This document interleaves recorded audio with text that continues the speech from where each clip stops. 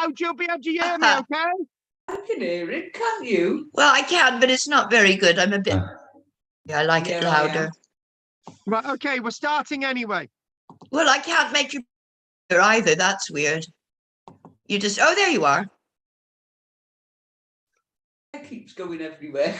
Oh God. Oh, you've lost. Oh no, where have you gone?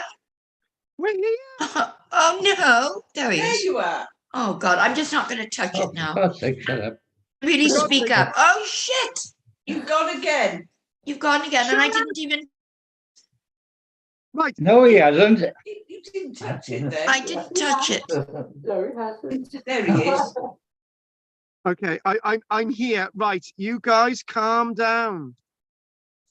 Right, so what I'd like to find out first, is there any news from anyone this week? No, nothing from me. No. No, What about you, Pete? Anything? no. Okay, well, Ruth, you But give just us my a bit. sad news, so we tell them about Lola. Oh, you tell them all about Lola. Oh, Look. no, sorry, Kate. Sorry. Thank you, darling. Oh. Tell us all about Lola. Go on, what happened? Oh, we knew she had heart problems and so on, and she was on diuretics. And she stopped coughing so much, but her mouth was, and there was nothing they could do about it. You know, the teeth all rotten. And then Saturday, Sunday, I couldn't interest her in talk, and that's like completely unheard of. And she didn't want to sit on my lap, lie on my bed. She wanted to hide under a bench. Okay. So to the vet, and there was really nothing for it. She was on her. Oh. So what then happened? What then finally happened? Oh, they put it to sleep. And I'm hating myself. I couldn't stay and hold her. I just couldn't. No. I just couldn't. I had to walk. And I'm so sad to think that she saw me going out the door and wondered where the hell I was going. No, she. Yeah, That's only part of it. I say about living alone, nobody needs to live alone. But I wasn't living alone. Lola was like another little person. I know. Yeah. Anyway. Oh, Okay. Anyway, so sorry to hear that, lovely. Yeah. Sorry. I'm looking for another little dog, one that needs a home. Wouldn't it like cats then as well? Likes cats. Yeah. Sorry? You've got cats, a cat, haven't you? Oh, I've got moon pie. Yeah, but so it's not really the same thing. And she'd probably if I tried to put a lead on her to go to the beach.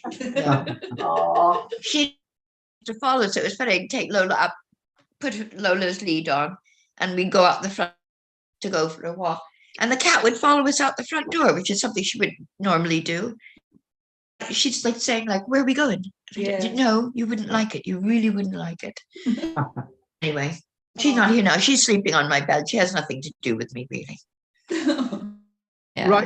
Right, folks. Well, thank you for that. So what Sorry, No, it's fine. Right. Have you two decided whether you're going to go on the ghost walk on Friday? Oh, I did. Friday? We're going. I did. I sent you a message. Yes, please. Oh, you're both going. Okay, I'll tell Jeff. Is anyone else going with you? She said, I'm trying to coax a friend of mine to come. So it's just going to be the two of you then, yeah? Yeah. Okay. Look, not a problem. Not a problem. Okay. Right. So we have started, and as I said at the beginning, the title is basically looking at the Barron District rescue and change. I thought that what we will do is look at some bits and pieces from South Glamorgan Heritage, which I don't think any of you have got a copy of, and we'll be looking at something from the Barry book. I was going to say the Barron District book. And I would also like you to have all made sure that you've got a place name that you want looking up in this wonderful book from 1893. So I'm just gonna get this online now to see if anyone else has got any place names that they want us to look at. But it has to be a place name that you've always thought of, that you wanted a meaning for. And usually these good old books direct us into an area of history that you might not actually find on the internet. And I'm seeing my books more and more valuable these days, as everything that you try to find on the internet is either not there, or you're struggling trying to sort of get information for. So I'm really turning back to my books more and more, and we've got lots of books in the studio in Barry as well. So first things first, we've got South Glamorgan Heritage by David Robinson, and we've got some nice images from the publication that we've got online that we'll be looking at now. So without further ado, that's where we're going to go. We're going to look on the screen, and we're going to start now. And we're going to go to my images, if I can get them up. There, gallery. And we should be seeing an array of images, which we're going to go back on. And this is basically it. So for me, my introduction to archaeology is extremely varied, but an organization that springs to mind, that I will say on air now, I don't think much of at all today, but an organization back in the day, in the 1970s and early 80s, did an extremely brilliant job, called the Glamorgan Gwent Archaeological Trust. I passed waves with them a few years ago because of lots of reasons, but back in the late 1970s and 80s, they really cared about local archaeology, and lots of people had an opportunity to be involved in local archaeology because of thanks to Margaret Thatcher and a brilliant innovation of hers, the Manpower Services Scheme. People had an opportunity to get off their backsides and get into a training scheme, because there's a manpower's training scheme, and there was a lot of money thrown at it. And one of the things that you could be involved in was being involved in local archaeological work. And the Manpower Services Scheme was a scheme that it could do conservation work as well. You could go to lots of different things. Lots of people locally chose archaeology, and when I mention archaeology to people, they say, "Oh, a relative of mine was involved with the Manpower Services Scheme, and they were involved in a local archaeological project." And there was a chap that we met, me and Ruth met on was it Monday? Yeah, Ruth met on Monday, called Kerry, and he said, "Oh, one of his relatives had been involved in the archaeological excavation on over the Lap, and that would have been part of the Manpower Services Scheme." Yeah. And and my neighbour was involved, loads of people, and when it got to the 1990s, I would come across people who were interested in being involved in archaeological excavations and stuff, and they would say, "Oh, we used to dig with the Glamorgan Gwent Archaeological Trust in the 1980s and in the late 1970s." So Rescue Archaeology Cardiff and the East, and we'll basically we'll read out what it says, and the also this funding scheme derives some of its origins from the 1970s as well. So we can't give Margaret Thatcher all the credit for it. But unfortunately, the Manpower Services Scheme was cut towards the end of the 1980s due to cuts as well. So, but that's something else. So despite talk of cutbacks and the economic recession which has gripped Britain, it says over the past few years, South East Wales remains a rapidly expanding region. And they're saying South East Wales, the urban centres of Barry and Cardiff are amongst the largest in the Principality, which, together with the overall population density, continues to place great pressure on the heritage of South Glamorgan. hence the name of this book, South Glamorgan Heritage. Despite considerable goodwill on the part of the local authority, as well as other concerned bodies and individuals, it is almost inevitable that year by year, further archaeological and historical sites are destroyed to make way for modern developments. And the site that we're looking at in front of us is Coed Cumdda. And this development was directly affected not by building housing development, but actually Coed Cumdda Wenvo, the site was being cleared of trees, and whilst they were clearing the trees, it was then realised that there was an archaeological site there. This is the archaeological site of Coed Cumdda. It no longer exists and was excavated in advance of total loss of the limestone quarry gradually encroaching upon the site. So, you know, they were clearing trees. This site was completely lost, some of the roots of the trees there, but archaeologists had an opportunity to excavate the site, which is very important. We're gleaming from this that for me personally, the period of the late 1970s and the 80s was the golden age in Welsh archaeology. It was a time when, you know, there was so much going on, and in fact, you know, good old Richard was working at the garage, and he would have been aware.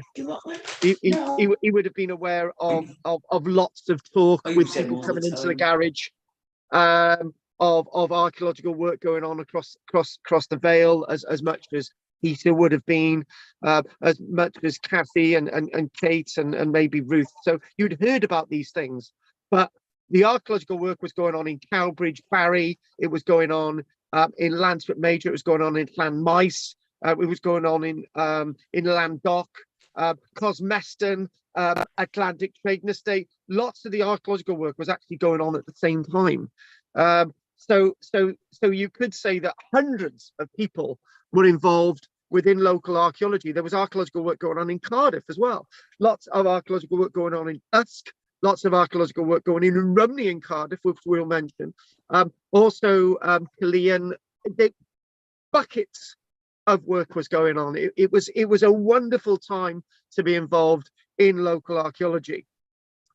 Talking about this again, by the mid-1970s, it had become increasingly self-evident to those responsible for the distribution of archaeological funds in Wales that the existing system of scattered support for various projects was totally inefficient for the needs of the time. Hence, when the Manpower Services scheme came in, loads of people were chucked into these projects. There finally emerged an appreciation of the true level of rescue work that ought to be undertaken in advance of total destruction. So basically, we do the work, developer moves in, clears the archaeology, but we've got a record of what's going on in the archaeology. We've got a record. It's called preservation by record. Basically, you record the archaeology, it's in a book. Even though the archaeology is now gone, it's published, it's available for all of us. And a word of warning for me, do you know what? Peter mentions of a certain thing that happened in my early years, but the plan for that excavation, Peter, is far better than lots of the plans that I've actually seen. I was an extremely good draftsman in the in 10, 11, 12, 13, 14 or 15. I was really good at doing plans and stuff. So I'm looking, I've seen this plan recently and I said, right, this needs to be published, even though I was breaking the law by excavating a certain site. There finally, and here we go, back to this again. With development threats increasing each year, if archaeological sites were to be examined in sufficient numbers and on a realistic timescale, then a revised system of organisation was desperately required. As a result, between 1974 and 1975, 4 regional archaeological trusts with specific responsibility for rescue excavations were established in the 4 corners of Wales. It could be said that establishing something called the Glamorgan and Gwent Archaeological Trust was an impossible project, because having an archaeological trust that covers Glamorgan and Gwent with the responsibility was a vast undertaking, because there was so much going on, but it worked. It really did work. So in the southeast, including the area of South Glamorgan, Mid Glamorgan, West Glamorgan, which the Gower and Neath and whatever now, and Gwent, the Glamorgan Gwent Archaeological Trust was set up in the closing months of 1975. It was originally based at Cardiff, though soon moved to Swansea. Now, why it moved to Swansea, I don't know. It shouldn't have moved to Swansea. It should have been based in Cardiff. But if it was based in Cardiff, guess which little boy would have been in Cardiff every single day bunking off school? Me. So Swansea was probably a good idea. Well, it wasn't a good idea because I absolutely loathe Barry boys. But it moved to Swansea. However, and has operated from there very successful ever since. In the years which have followed, demands upon the trust and its resources have never ceased. And so Coed Cumber, what was usually going on was that not only was there support from central government under the Manpower Services Scheme, there was support of the four major authorities I've mentioned, Gwent and the three Glamorgans, and local town councils as well, and local businesses like BP. BP and Dow Corning were massive funders of local archaeological work in the 1980s, particularly with Cosmeston. So South Glamorgan has been particularly well served, largely due to the pace of development, and numerous excavations have been undertaken on sites of periods ranging from the prehistoric to the industrial. The results have added much to our knowledge of past developments and our historic legacy within the county. And again, today is in the district as well. So you know, we're supposed to be doing the district as well. So we mentioned a few sites in the district from this little class today. So let us begin with several projects centered around the capital city in the eastern part of the county. The first at Coed Cumber. More details about this: a hill fort with basically a single ditch. A hill fort which may have had its origins in the late Bronze Age. And this site itself really aided us to understand local prehistory, obviously at Wenvo, but local prehistory. Another site that we were very pleased to see an excavation of, the second of these major excavations at Landock, where the details of a previously unrecorded Roman villa were salvaged from the jaws of the bulldozer. It could have been saved. It could be still there today. It may have been a major tourist attraction, but unfortunately politics got in the way and we decided to save the Glanamore over the Knapp instead of this site. But this site told us a lot more than the site over the Knapp. Some people would disagree. And the third site that we're just going to mention briefly today is this site. You can see some of the walls of the building. This is Rumney, where the secrets of an early medieval timber castle have recently been uncovered. Can you see what the archaeologists have done in writing this book? There was so much for them to write about. So they chose a medieval site in this Roman site, and then we've got a prehistoric site, and that is one of the objects. Oh. So the work at Coed Cumber near Wenvo was on the site of a comparatively small hill fort, and in many ways that was a good thing, because it meant that the archaeologists could excavate the entire thing. They could excavate the entire hill fort at Coed Cumber, which was very important, so we could get an idea, really for the first time, what a complete hill fort looked like. So it was helpful that it was small, because they were very limited. You know, calling it a hill fort, you could call it a hill slope enclosure, actually, with a ditch around it, with evidence of several main periods of occupation, and this wonderful object in front of us, which is a Neolithic leaf-shaped arrowhead found during the excavations at Coed Cumber, meaning that the site of Coed Cumber had its early origins not just in the Bronze Age, but in the Neolithic period. This wonderful, beautiful axe. Back to this again, excavations were undertaken in advance of total destruction. And massively interestingly enough, the work at Coed y Cumber, thanks to the Manpower Services Scheme, went from July 1978 and continued uninterrupted until February 1980. So you can imagine the whole of 79, half of 78, and a little chunk of 1980. So an excavation unprecedented on this site. And I have actually got the report of this at the studio, the actual fully published report, which we could look at.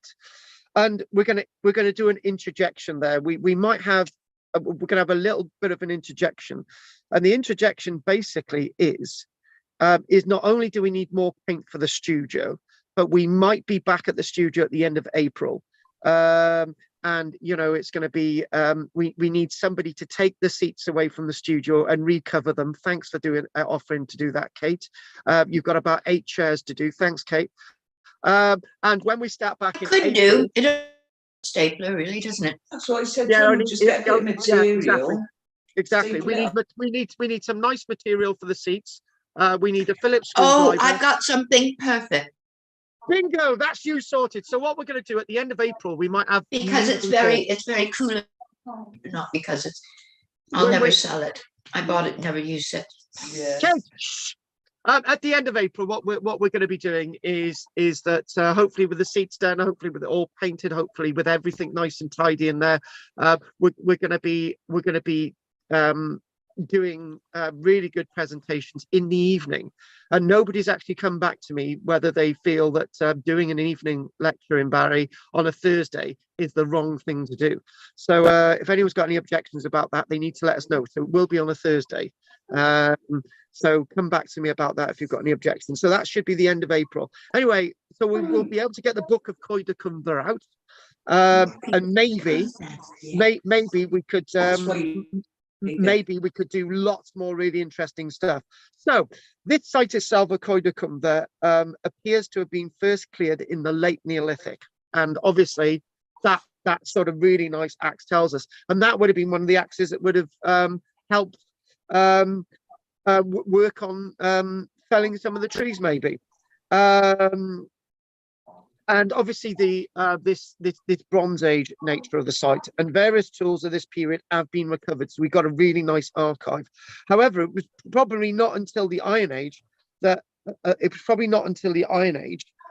ditch that you're seeing today was in its current form. They cut it directly down to the rock, cutting a ditch into the solid limestone bedrock, obviously using iron tools at that stage, and Bronze tools as well.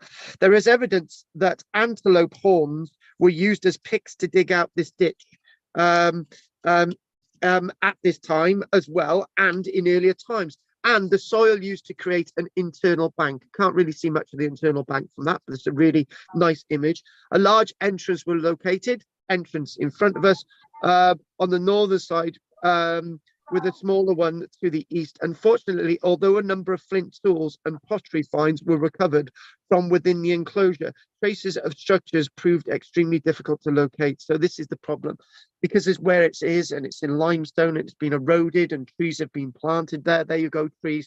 They've wrecked the internal nature of the site, but a wonderful start that we're looking at today. Looking again, remember what the title is. The title of this presentation: Rescue Archaeology. You're rescuing archaeology by excavating it, telling us what we're seeing. That's what I'm exactly doing now. I wouldn't be doing this now if the archaeologists hadn't have excavated it in the site in the late 1970s. Thank you very much. The site is now one of the most fully excavated of its type in the whole of Wales. You know, we don't often get an opportunity to excavate a site like this. Maybe one in West Wales, which obviously you know nothing about. So the next site that we're going to look at, obviously this again, a Neolithic leaf-shaped arrowhead. I referred this to as an axe. It's not an axe, it's an arrowhead. A really a an arrowhead. But obviously this is in amongst the material that would have been used to cut down those trees in the Neolithic period as well. And this is actually chert. This isn't flint, this is actually chert. So the next site that we're going to actually look at is this one. This for me is absolutely fascinating. It's always fascinated me, and unfortunately this is what happened to it. This is the digger on site. The digger is basically on site minutes before they find that on the right. As the digger's behind, as the digger's behind one of the excavators, the archaeologist, he says, "Oh, I found a staining in the ground."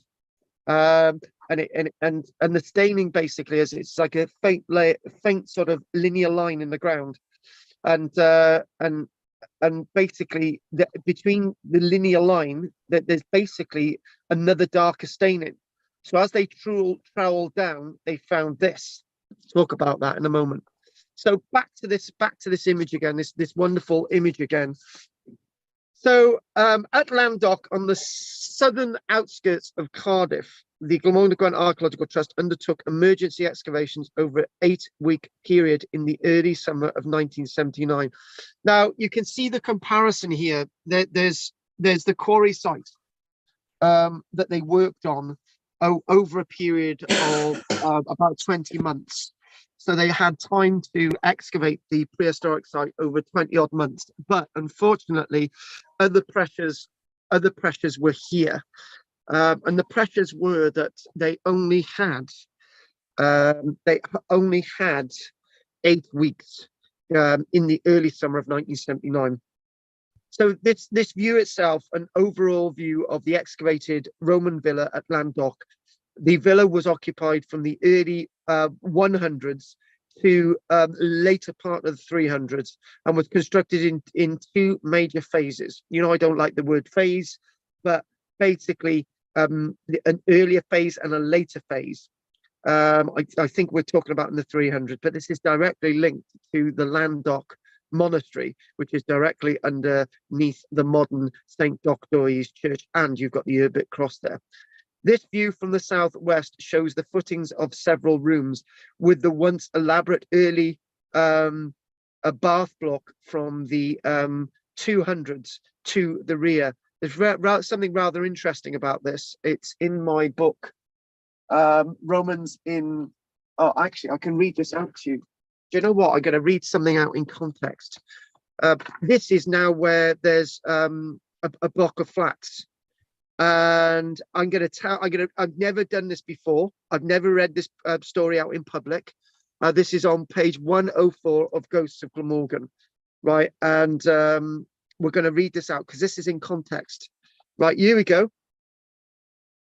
It's a short story.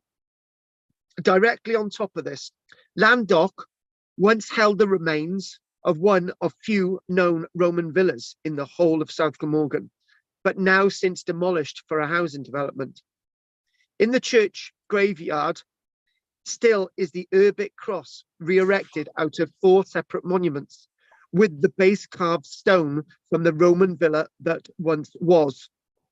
In the early 1990s, Raven, who's the author of this piece, well, not the author, this has come from her, Raven, would visit her friend with her son and Raven's daughter at the flats at Corinthian Close, near to St. Doctor's Church, Landock.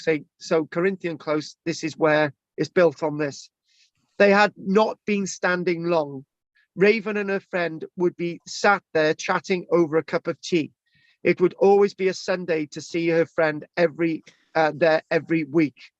Then suddenly a little girl would appear playing with a ball running through the room. Every time we would just say, "There goes the little girl again." Raven, being a believer in ghosts, never thought anything much of it. That's what she would see. Until years later, then, Raven found out about the extensive Roman period burial site at the rear of St. Doctor's Church. The girl wore some kind of dress and was around the age of 3 or 4 years old. A happy child, a playful child. Both the adults and maybe their 2 children would be aware of her presence and let her play. Corinthian Close, as point of fact, was constructed on the Roman villa site excavated by the Glamorgan Archaeological Trust in the late 1970s. It was the politicians of the day who allowed the site to be destroyed and not the developer. Could it have been a Roman ghost of a happy girl who may have died tragically from an accident?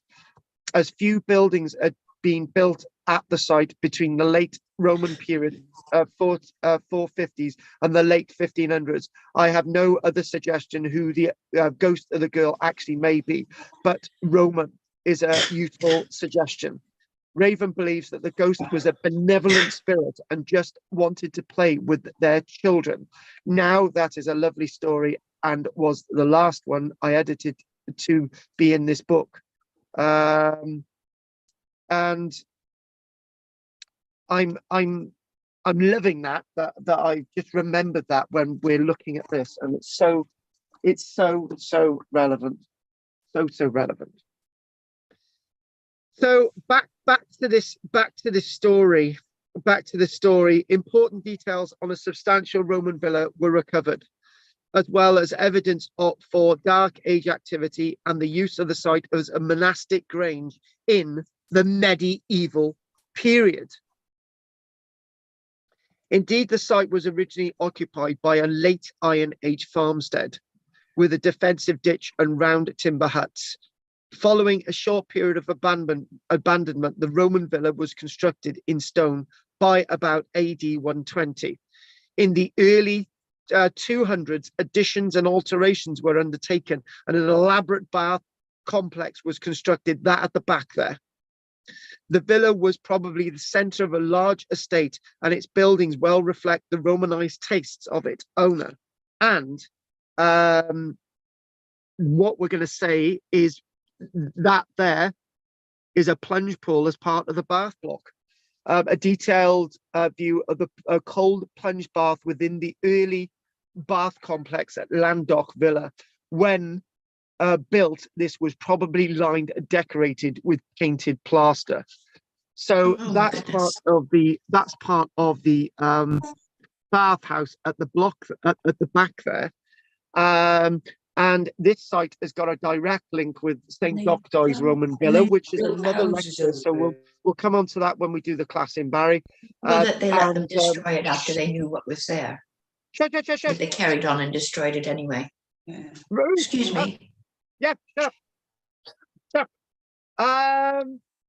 And the other thing as well is directly linked to the site at Dinas Powys, because it's my belief that the people at Dinas Powys moved to this site, and then some of their relatives were responsible for the monastery, and then this site was abandoned, and then they moved back.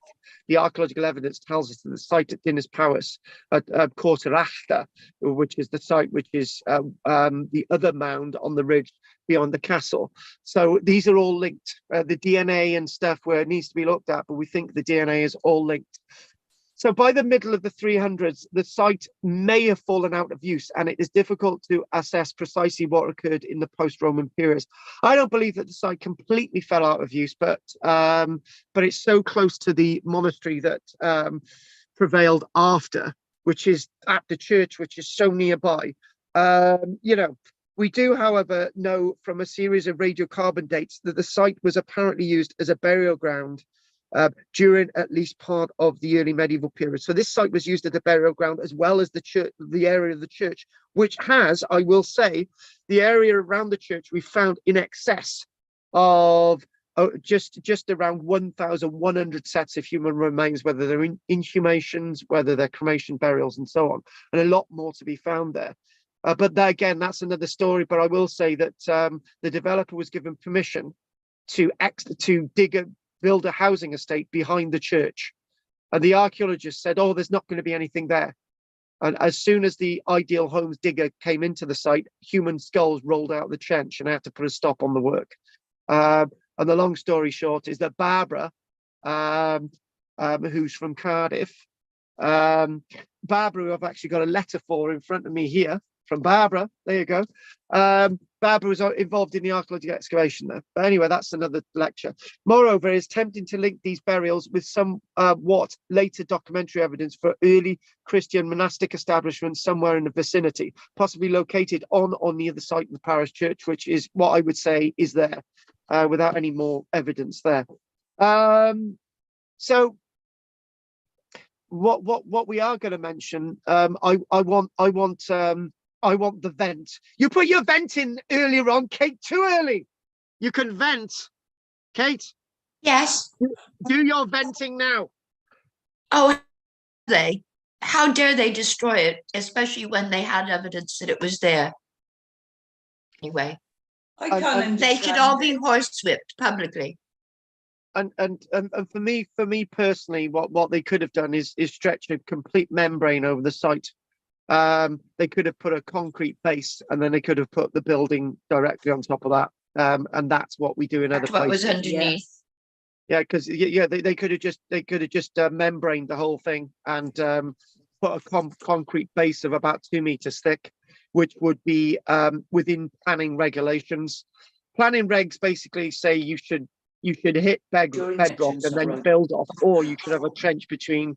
The trench should be about 1.5 meters deep, and then you get to solid rock. But if you put a concrete membrane if you put a membrane and a concrete plinth on top of this, they could have saved the site, but they didn't do it.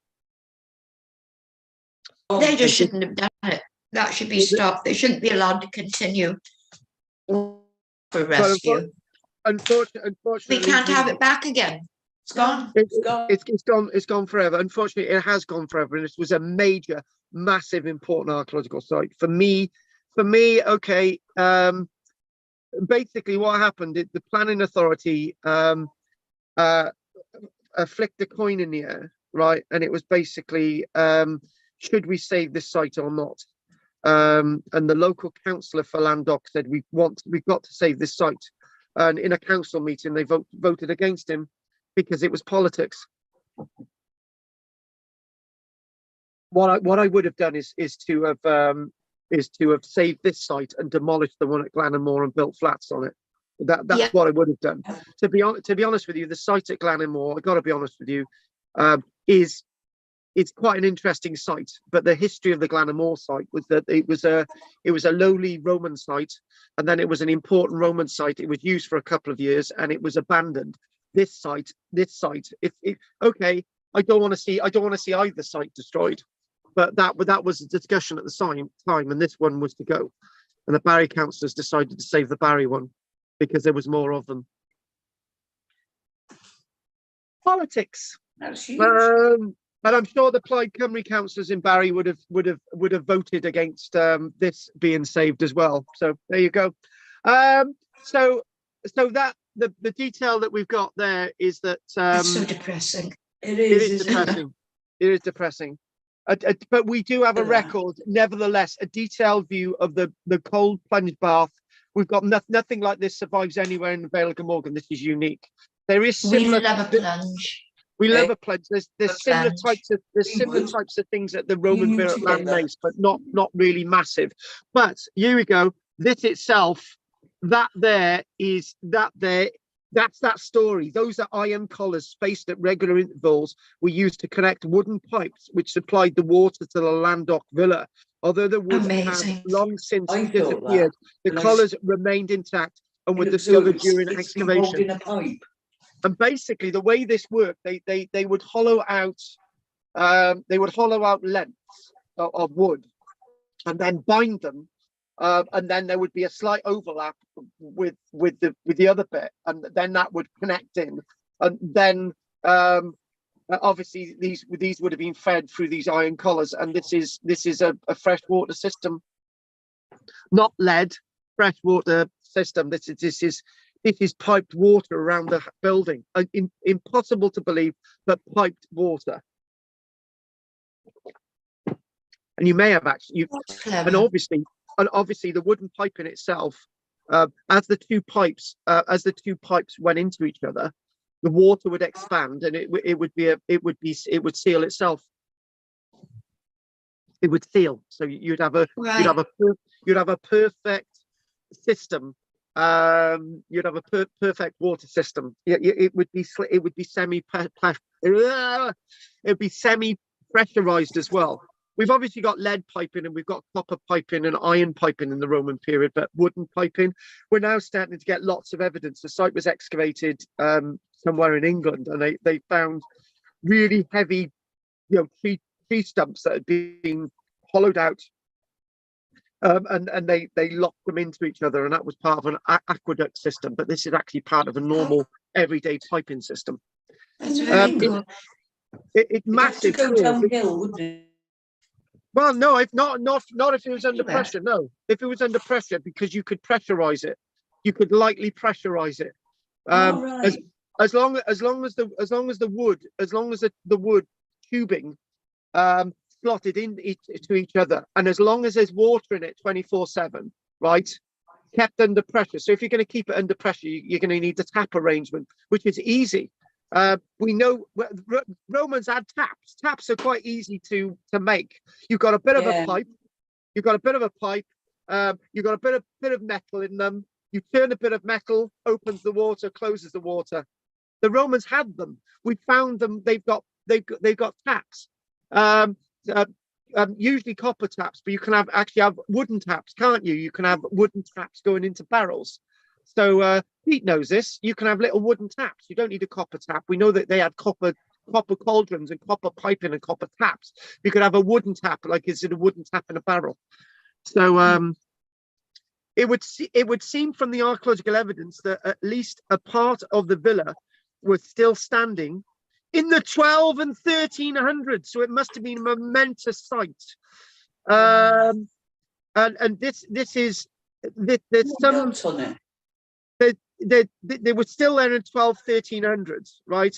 And it was then part of a religious establishment at Landoc. And obviously lots of the stones above ground were used within the rest of the building at Landoc. But again, there's still, when you think about this, right, let's make the pain even worse, right? You can see all the walls sticking out there. Some are a meter high, right? Oh, yeah. For me, this is criminal. And basically, when I work on a site that I own, right, we're going to make sure it's really well protected. We learn in life. We learn from these things. But unfortunately, once this is gone, it's gone. It's like being in an abusive relationship. You punch somebody in the face, you can't take it away, right? You can't take it away. The damage is done. The damage is irreparable. That's a metaphor for this. And once this is gone, it's gone. You can't replace it. It's gone. The whole complex at Landoc was an extremely exciting find, since it has added much new information to our understanding of several crucial periods. And finally, the caption for this image, and you can clearly see there that the JCB there is there ready. Philip England. The England family. Oh my God, they're good friends of mine. Anyway, Philip England, right? England family. And that's how I'm great mates with a certain politician as well. So the England families there. So we're all linked. So a further site is to be explored in the Cardiff area, which we're going to do next. But there you go. A race against time. Soon after the excavations at Landoc were completed, mechanized excavators move in to level the ground and make way for a modern housing development. And also, one quick thing you can actually see on this one, you can see that is part of a hypercore system, one under the floors. Yes. And that's some of the hypercore system pili. You know what I'm going to say, Ruth, right? And Ruth and Kate and Richard and Kathy and Peter. It uses the word leveled. Does that mean to say that some of this could still be there? Probably. I'm going to take a punch. I reckon they just They haven't dug. They didn't dig it out, did they? They just knocked it down. I wonder. I wonder. I do know. Yes, I do know something about another archaeological site that might still exist, but I need to I need to research that. That's exciting. Right. Okay. The other bit. Okay. The other bit that we're going to look at now is my archaeology the other site that we're going to look at and now my is archaeology club. Is Rumney.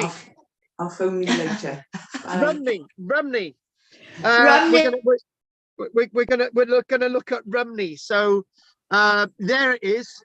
It's directly alongside the River Rumney, right?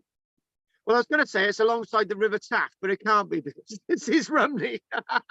Anyway, there are a few little anecdotal stories about this site before we talk about the Grandson lives archaeology, there. right?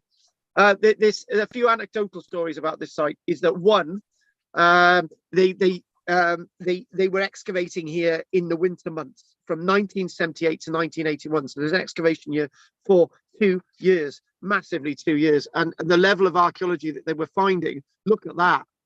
That's all part of an entrance arrangement. Absolutely brilliantly, brilliant archaeology. And I'll tell you two anecdotal stories. The first anecdotal story, when they would excavate in the winter months, sometimes the archaeologists would get bored because you're trying to excavate in frozen ground and it'd be difficult. And there was this one day, a bird had been across the site, right, and it had done its doings on top of the archaeological site, and it looked like a brooch, right? So they took it into the caravan and they put it on the trust director's notepad, and they said, "Oh, look at this, we found a brooch," and he was so excited. So he went off, had a cup of coffee and tea, at which point the bird doings had melted and turned into a mush on his notebook. He wasn't too impressed. And it wasn't a brooch at all. And the other story is that instead of building a big spoil mound, they would dump the soil into the River Rumney, right? And there would be clouds of mucky water flowing down the River Rumney on a regular basis. And it would all be to do with the fact that the archaeologists used to dump their material directly into the river. And it was full of coots and moorhens. There's a few anecdotal stories for you. So this site itself, a further site, this is the last one of our sites today. This is the other rescue site. A further site to be explored in the Cardiff area lay on the eastern outskirts of the city of Cardiff, otherwise known as Rumney. Here, an early medieval earth and timber castle was excavated between 1978 and 1981 They didn't actually excavate here continually. They excavated here intercedingly. So it wasn't solid, as I said earlier on, intercedingly. A castle was founded soon after the Norman conquest of this area, perhaps in the first years of the 1100s, and was sited to protect an important crossing of the River Ely. I'm winding you up, the River Rumney. It was originally a form of castle known as a ringwork. Basically a donut, a ring donut, right? And basically that would be a bank and a ditch around the outside, and all the stuff would go on in the inside. So a defensive bank and ditch were used to enclose a comparatively small area. In this respect, it differed quite markedly from the earthen motte or mound at nearby Cardiff. Basically a similar site to this is actually at Cairo Hill Fort, Cairo, alongside St. Peter's Church, and that's got a ringwork as well, very well preserved. To begin with, the buildings at Rumney were made from wood. And there we go, there's the post holes. There's the post holes for these buildings. Basically what we've got is the phases. Phase A, which you can see at the bottom, phase B and phase C. So obviously these post holes are from different dates.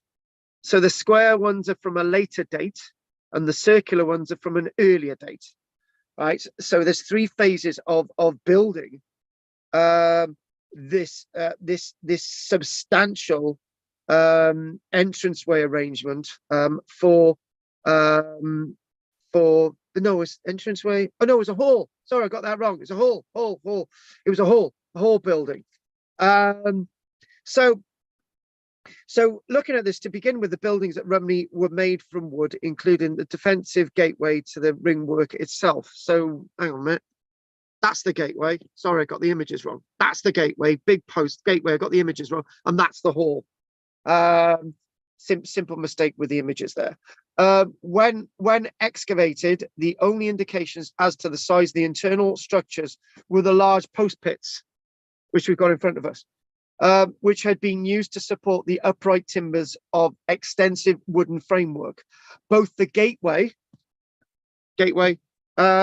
and large wooden buildings, massive timber hall, had been constructed in this way. So obviously big pits in the ground, circular ones. They're rough timbers, and then they would be they would be dressing the other timbers, and then you've got square timbers there.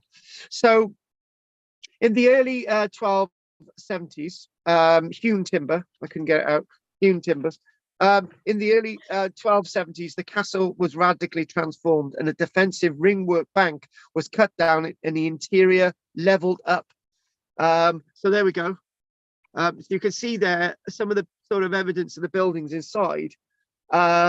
Basically, the whole thing was leveled.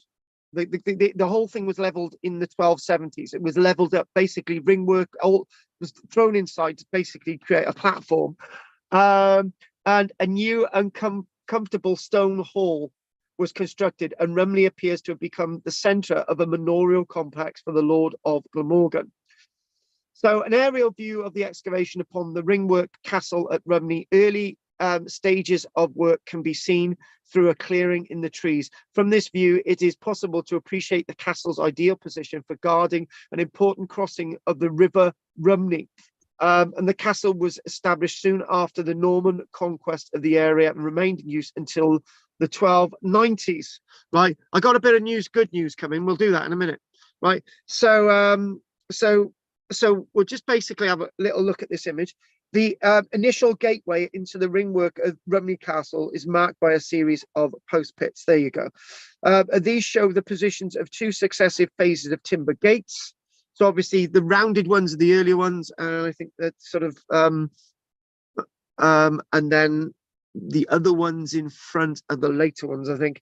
And then basically in between this, they were stone rammed, so it was metalled. At the centre was no doubt a response to the continued passage of carts, horses, and feet. So it was a very well used entranceway.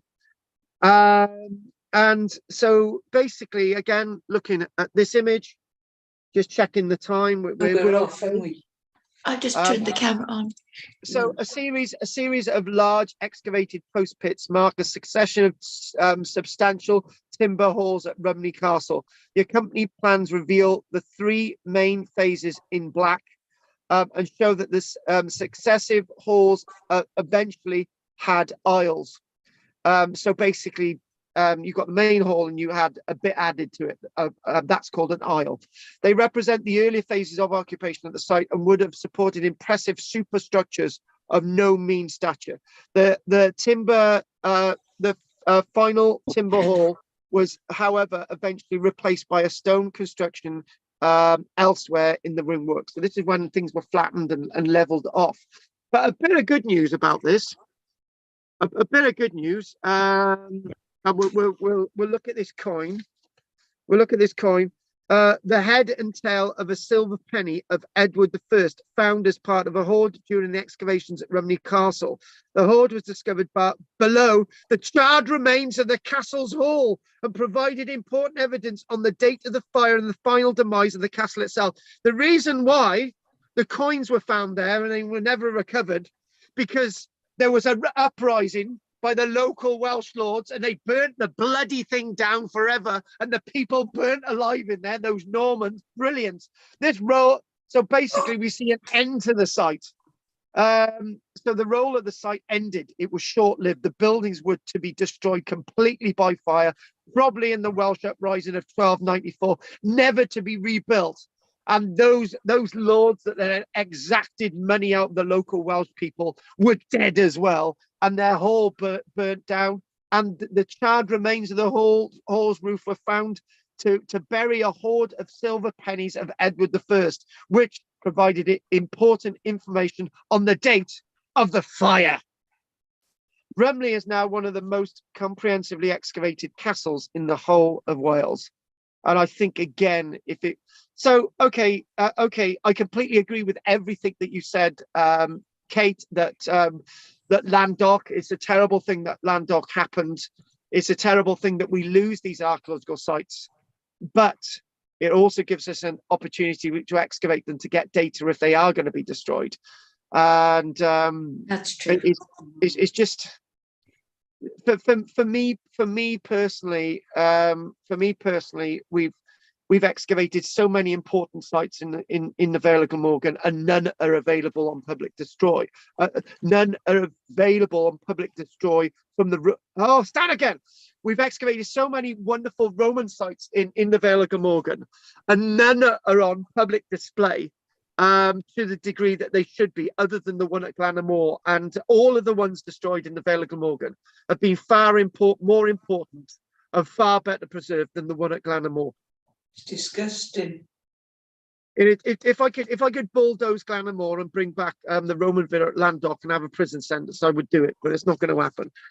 Because the one at Landoc tells us so much more information than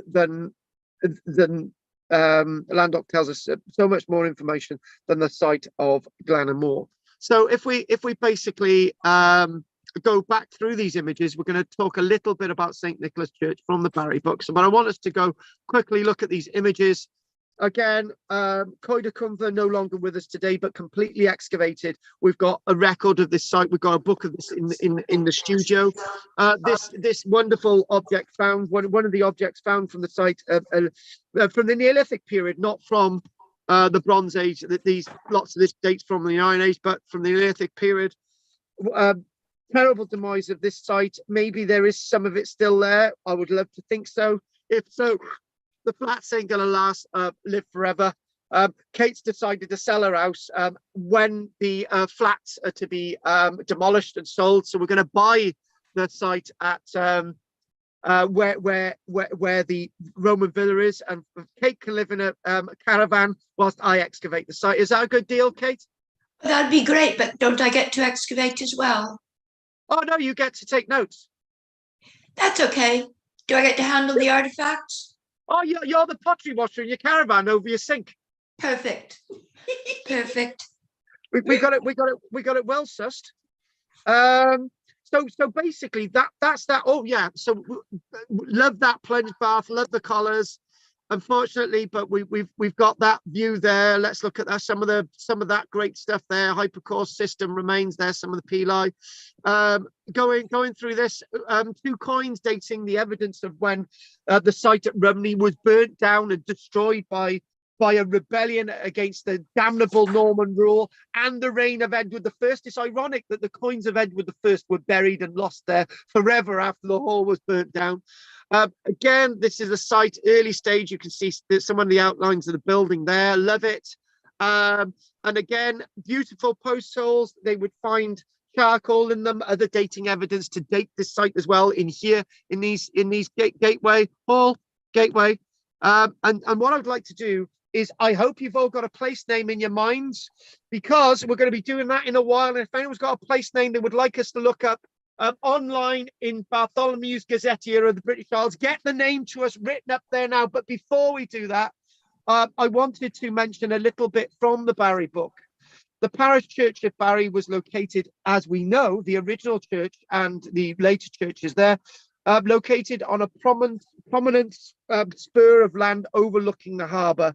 The survival of a plain Norman font of Sutton stone would seem to indicate that the church was founded by the 1100s, and the font is now in All Saints Church.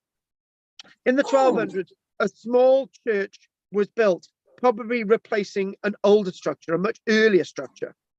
It consists of a chancel, there it is, a nave, only 14 meters in length by 6. So the nave, hang on a minute, 6 of the 14. Yeah, the whole length is 14 by 6 meters wide. Its walling incorporates some reused tiles robbed from the ruins of the Roman building at Cold Nap. I seem to disagree about that point, but that's something for another talk. Over the west end was a gabled bell cote for 2 bells. And if you look closely, you can see a statue of Lloyd George lying in the grass there. The only late medieval addition. Would you like to see my picture of Lloyd George next week, Kate? Of course. Yeah, I got it. I guess Lloyd George is a sort of relative of mine. I will get the picture of Lloyd George to show you next week. Cool. So the only late medieval addition was a rather poorly constructed porch, which had a perpendicular door, which you can't really see there, but the really badly built porch apparently. Okay. Above the south door of the nave, there was inserted a carved stone corbel, which probably supported an image of Lloyd George. No, image of the patron saint. Above this date, can you see the link there? You've got a statue of Lloyd George in the grass, right? You've got the corbel supporting a statue of Lloyd George. No, it's a statue of a patron saint. Above this date, above this date, the church had a roof of Cornish slate with glazed ridge tiles. Well, obviously, Cornwall, we had, was a completely independent nation back then, as people will tell us. So had a roof of Cornish slate. The revival of piety in the 1400s was here reflected by the erection of the churchyard cross. Basically, in the 1400s, there was a massive revival of Christianity, of which only the octagonal socket stone on 3 steps remains. Well, we now know that the steps are later steps because they've been made out of tombstones from the church graveyard. But the socket itself possibly dates from the 1400s, and the steps sort of added later, but that bit's wrong. Anyway, the early 1500s, the chancel arch was rebuilt to allow the insertion of a rood screen. Now, a rood screen, as I used to think, is not a screen with rude images on, right? A rood screen is basically a wooden structure which is between the chancel and the nave. And basically it's all beautifully carved out of wood, and usually it's wide enough at the top to actually stand on, and that's basically a rood screen.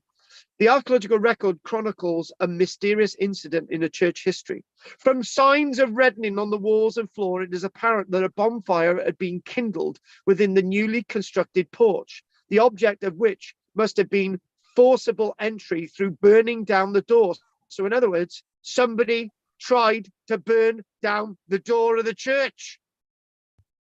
At the time of the Reformation,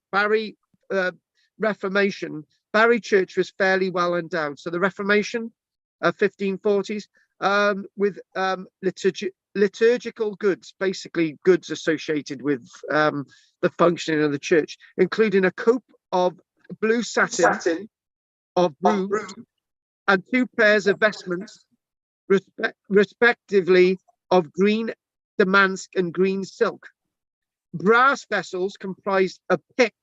A pyx is a small box for the reserved sacraments, sometimes suspended over the altar. A holy water pot and a censer, which is a bit of a pointer thing, while the stone altar was adorned with a copper gilt cross flanked by 2 brass candlesticks and a partridge in a pear tree. So they basically records were made of what churches owned, because the some of it might be seized by the king, who had actually got rid of the Catholic Church in the 1530s, 1540s. In 1572, one of the bells worth 40 shillings was lost through theft. Bastards. Apparently, it was found in the old harbour, but that's another story. The surviving medieval bell was replaced in 1630 by a new one inscribed "Fear God." The church was demolished in 1874 and replaced by a larger edifice in early English style, designed by a noted antiquarian known as John Romley Allen. Never heard of the Romley family. I don't know, never heard of them. Against the northern boundary of the churchyard, there once stood a priest's house. This building was built of stone bedded in red clay brought from the Arbor. Rubbish deposits lying around the building contained a quantity of food refuge and potsherds of the late 12 and 1300s. And you could actually pick up pottery at the back of the church graveyard up until a few years ago. It had been abandoned early, probably long before the parish was amalgamated with its neighbours, and its site subsequently used as a butt for archery practice. So basically, alongside the church priest's house was this butt that people could practice archery on a Sunday. A quick thing about that quickly. In the early 1980s, the 1990s, the archaeologist Howard Thomas, actually the year is 1995, Howard Thomas had an archaeological excavation at the priest's house, and lots of pottery was found. And he did the excavation all by himself, whilst he drank out of his flask with his wellies, wellies. Can you remember what Kerry said, Ruth?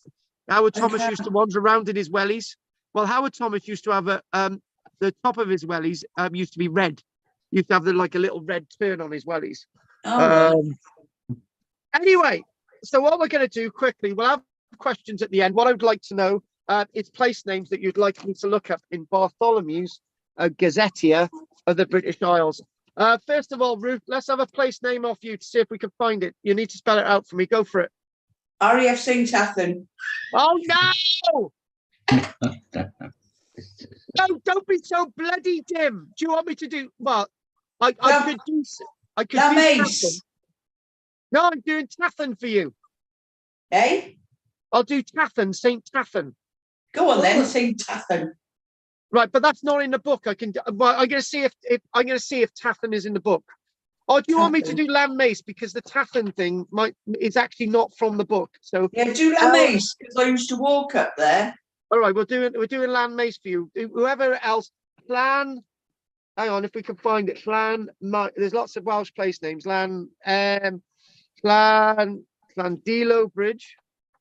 Hang on, Landau. Right, we don't want to do that one. My God, there's so many lands in Wales. It's unbelievable. Hang on.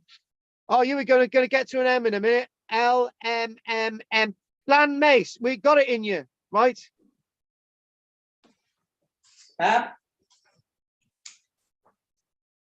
Oh, it mentions where Landmace is, but it doesn't actually tell anything about it. I don't think that really worked, did it? Basically, I'll give you the translation of Landmace. Landmace means the parish of the field. That's what I thought. Field or Yeah. Or the location of the field. Landmace, the location of the field. Right, the location or place of the field, Landmace. Right, okay. And Tathan, do you want me to tell you about Tathan? Yeah. Tathan, we do believe when you've got if you say Saint Tathan, right? It might actually be that the ST has been added, because originally Tathan was Athan, which was Saint Tathan. So the S has been dropped. So there's two saints in the word. Right. that makes sense. So Tathan may have actually been Saint Athan, A-T, right? So later on, somebody said, what we'll do, the S was lost in front of the T, right? So then some bright spark said, we'll have Saint Tathan, which is basically Saint Athan. Yeah. Right. Okay, next, what would we like from and actually this is not completely about telling you about meanings of place names. It's about other stuff as well. So let's have one from you, Kate. The only one I could think of is Knockman Down the Woods, and it wouldn't be there, would it? No, that's not going to be there. No, but God. that's the thing I'm dying to know. Richard can help you with that. Richard, give her a meaning for that. I can't. It'll be a All I can say corruption. is- It'll be a corruption of Welsh, won't it? The field next to it is called Knockmanor Woods. Ah, really? This is. Now, do you think that was probably corrupted from Welsh as well? Probably. Hopefully that, yes, maybe, don't know, maybe. That's the field Anyway. names and the tide map. From Yes. about So somebody was having a little 1840. joke with the up and down. Might be. Right, so who's next? Richard, what about you? Can we have a place name off you? Roos. Ah, Bruce, actually, if we can't do this one, what I will say, right, what I would say is there is actually a Roos in Cumbria as well. spelled the same way. No, without the H. Yeah. But that's how it's spelled on all maps is ROOSE. Yeah. And do you know what, right? It's not even in here. No. This is going well. This is not going well, is it? It's not in here. So if we do the Roos without the H, right? Surely that's going to be in here. We'll do the Roos without the. This is not going well, right? Okay. 1893. Right. Maybe. Right. Okay. We've got a Roos. With an OOLMNO Roos. Oh. There's actually a few of them. It's actually no, it's not in here. Oh, hang on a minute. There is no. Yes. Hang on. There's a Roos without the H. Yes. It's, oh my God. You know what? It's not telling us what that means either. It's telling us. You know what? I might even abandon this now. Oh God. Let Could you- Kathy could I- have a go. best to have a trawl through it. Find a few good ones. Yeah. Yeah. So what? No, what we're going to do? I'm directly on Google now. Root meaning, right? Oh, Lavernock. Oh, hang on a minute. It means to praise.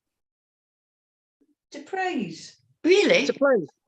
Yeah, Roos. R-O-O-S. Oh no, but right, no, but Lavernock.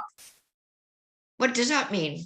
Is No, that you've just- already had yours. You've had yours. Oh, you've had yours. You've had Well, I yours. was trying to think of Welsh ones, but so many of them we know what they are already because they're, the land of some saint. you know. Roos means to praise, but it also there is another meaning, and this would make sense. It means moor, heath, or promontory. So Yeah. as Roos in the Vale of Glamorgan is on a promontory. It right? is. It is. A A promontory. Yeah, Roos. It's Bit only that sticks out. Oh. the translation is ROOSE. It means promontory, so that would make sense. And I would say that the Roos on Dalton in Furness in Cumbria sticks out as well. Well, there you go. Well, there you Confirmation. Okay, so we have made a little bit of success, right? We're going to find out one from Peter now. Well, there's a couple. There's come to good. Oh my God! You're only having one, right? How would you spell this one? C-O-M-E. C-O-M-E. G-O-double-D. C-O-M-E. Yep, come to good. It's That's probably in not in there.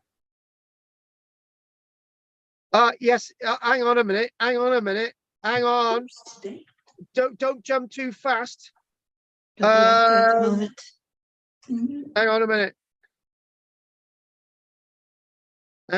Come too good. It could actually. It's coming into.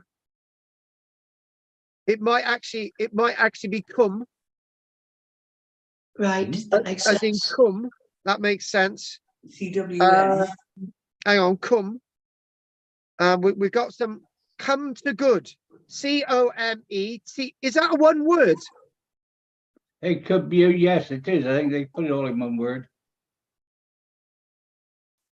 So let's have a look. We put that with a capital. C-O-M. Right, here we go. We've got a meaning. No way. No, we got a meaning. No way. Yeah, it is. It's actually funny place names in Cornwall that make us laugh or snigger. It's Right. So come to good. Jolly Bottom and Skinner's Bottom. Here we go. Come to good. The Quaker meeting house, built in the 1700s, was surely the source of this charmingly named hamlet near Carnon Down. Others Yeah. say it's from Cornish, cum te coit. Cum te coit, meaning the cum by the dwelling in the wood, or a pun on the phrase presumably coined by non-Quakers. Or I would, if you say coit being the cum, the cum. If you actually no, I'm going to put my sway on this. Cum being a valley, T meaning house, coit meaning a stone chamber. So this could mean a chamber in the cum. Mm. Yep. I was quite surprised to find it in there. Good. We could have the original T coit, T-O-B and T-Y, Yeah. good coit, Yeah. C-O-I-T. Yeah. Oh wow. Yep, there you are. Okay. So try right. Karen Kai then. No, You've had one. you bad one. Well, so everybody else had a couple. Oh my God. All right then. How do you spell this one? I'm going to write this down. C-A-R. Yeah. N-K-I-E. Tanky. Oh my God. Right. Okay. Do you know what? I've set myself up for a fall now. Hang on a minute. Yep. Thanks for agreeing. I'm setting myself up just because. Do you know what it is? Pete always wants me to slip on myself. Right. I got that right. He insisted. Right. No, Karn, K-I-E, C-A-R-N, K-I-E. Do you know what I'm going to say? That looked loosely from a building, a stone house. I'm going to go with that one. Oh my God! I'm close. You know what I said? It basically means you could go with Khan being stone or tall, right? Yeah. But Kai, if you replace C-I-E, you could maybe go in it's K-I being dog in Welsh, right? Cornish is really similar. So Khan K meaning the stone dog. Cool. And that's what it's got here. Wow. So You win what the I am gonna- cigar. Oh my! We love I'm cigars. I'm not doing too badly, right? What we're gonna do now? Who have we got left? We've only got Kathy now. So see if Kathy, you've got to try and defeat us. Wrexham. Oh. Ooh. Right? You know what I'm going to go with here. I'm going to go with both sources here. I'm going to really go for this one. Right? Do you want my take on this? Ham meaning place in the in an Anglo-Saxon dialect. Ham, H-A-M meaning place. So what we're going to do? That's my start. Rex. If you ditch the Rex. Oh my God. W-R-E Rex. Oh, there's something coming up in my head. So if we do, well, I'm going to go with two sources here. We're going to go with book, Wrexham meaning, right? Okay, and we're going to go with. Here we go. In mine. Right, here we go. Right, here we go. Hang on. Right, okay, Wrexham. Here we go, Wrexham. Okay, hang on. Here we go. See what we can get. I'm gonna cheat on this one. Wrexham. Right, here we go. See if we can get this in the book and on the internet. Right. React. Right. Rex meaning Rex meaning Rex. Right, okay, Rex. Oh my God, she may have defeated both this. Oh, hang on, Rex. It's obviously not the Place of the original name. king. Rex, Place of the king. the place of the king. I'm gonna, if we don't, you know what? I should have got rid of the X, should I? C in Welsh. Oh my God, I'm right. What is it? Yes. What? I got the end bit right. Ham being Saxon. We've got a direct meaning. The internet fails. It's in the book. There was nothing on it on Wrexham, right? You were going to do this, right? So I got half a point on that one, but the book gets full points. So here we go, Wrexham, right? It was known to the Saxon as Reitsham. Ah. It was right. Let me get my Saxon dialect. Reitsham. It was known in Saxon as Reitsham. The parish church of St. Giles, built about 1470. Now, Reitsham, if you take it to a Welsh dialect, hang on, I gotta get some North Walian. If we go to a Liverpudlian, hey, big Sam. That's it. You got to raise the pitch. That's it. So we got to get directly into North Walian now. We've got to. Don't you talk to me like that? Here we go. Basically, the Saxon is Wrightesham. So we've got right on the ham on the end. So we've got to go. Don't you talk to me about this, So therefore, you got Wrexham, and that's why it's called Wrexham. Wrexham. And I like the bit about the Rex there, because but it might be a translation as in the Latin Rex, right? Wrexham being the place of the leader. So the Saxons, that makes sense. It all plays in. So there you go, folks. I think Cool. over the internet. Walker's beaten the internet. Kathy, well done, Kathy. So that's it now. So we've done today. I think that was pretty energetic there. We've got to keep going. So what we're going to do now, we're going to find out if we got to mention as well. Thank you, Pete, for putting your hand in your pocket and paying for this week, and Kate. Don't forget Ruth and Kathy to put the money in the bank account this week, the £6, please. And we're gonna have a raffle this week as well. Do you want to do it yourself online? I don't know how to do it. I'll do it. I've lost it. No problem. Yes, I'll find you some change now. Right. I was quite okay. surprised at finding that come to good. It's a little village on the Falmouth Road to Truro, and it is just alongside Devon, as it said in the book. I'm most surprised. Very good.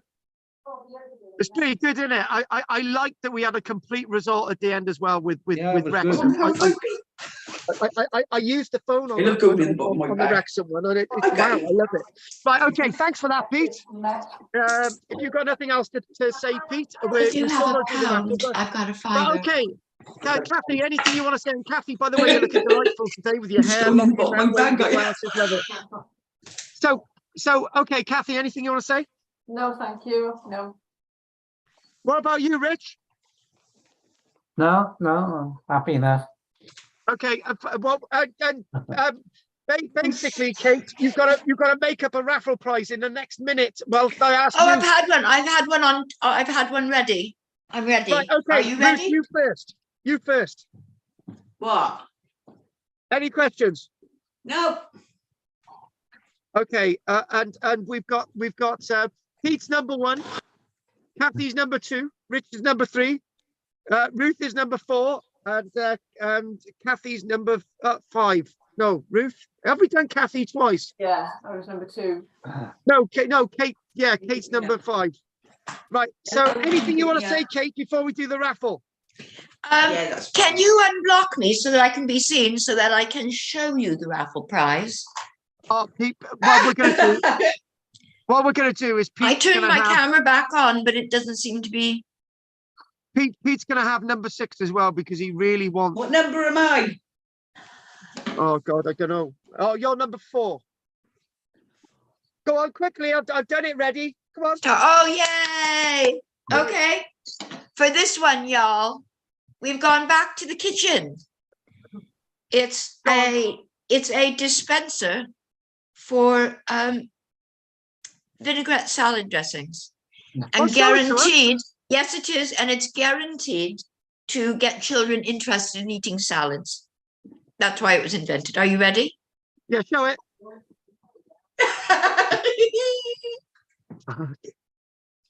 Isn't that okay, perfect? Yes. Okay, Open up. Open up. So fine. Okay, so what we're gonna do? We're gonna give Anne. Anne's gonna have number 6 as well. And Anne's number 6. So oh my God. So okay then, let's do the raffle now, right? So we're gonna do the raffle now, and 1 to 6. There we go, folks. Okay, and we're gonna press it. Don't know what's happened. The screen is frozen. We're going to press it. And who wins this today? 1 to 6 on you. There we go. And we're going to press it. We're going to go generate. And the winner today is number 6 and gets the prize. Yay! Oh, she'll be delighted. Peter's delighted as well, not winning it. I know. I'm sorry, Pete. I'm the only one who's exempt because I provide them. You're not really exempt, but somebody's on your side. Somebody's tweaking those for you. Yeah. Right. Okay, folks. We're going to call it a day now. And Anne has obviously won the prize this week, so I'll let her know. So what I'd like to know is that I'll be seeing you two on the Ghost Walk on Friday. Yeah. Well, I won't. Jeff will. We need more paint for the studio as well. Okay, just white. I'll see what I've got. Just white, Becca's not got blue, some. not blue, And- white. And when are we coming? When are we meeting at the studio to do some of this then? It'll be again next week. Okay. On the Thursday or what, just so I know. It will be Thursday next week. Yeah. Okay. I don't know the time yet. I've got to dig out my staple gun. I Yeah. have some very groovy fabric. It's a printed velveteen. And okay, on that note, I'll bring the Phillips screwdriver. We'll get the seats done. Right. Anyone else want to say anything today before we finish? Nothing, just thank you. It's been good fun It's been- and great to see everybody. Yeah. Okay. Yeah. Good. Bye. Okay then, folks. Okay, well, if nobody else has got anything else to say, I'm going to say goodbye to Pete, Kathy, Bye. Richard, Kate, and Ruth, and anyone else who's watching online. There's been 3 people watching online. That's great. So Oh everybody dear, take I care. bet they don't. Do they feel cheated for not being in the raffle? Yeah, maybe we should do the raffle. Bye. Okay then, folks. Take care, folks. Take care, guys. Bye. Bye. Yes, bye. long. So long. Bye. Bye. Bye. Bye. Bye. My phone, John, because I'm going down the old people's place.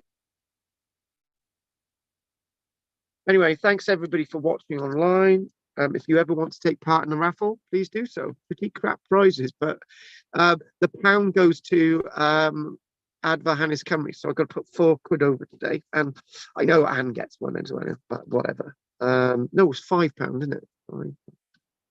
Yeah. Anyway, that goes to Adva Hannes Cymru, the raffle. So that's £5. Okay. So is it 4? Oh, anyway, I'll work it out. Okay, so anyway, thanks for everybody watching today. We're going to go into the chat box. And nothing there. Meeting chat, nothing there. Okay. And thanks for everybody watching this week. Thank you very much. Take care. Bye.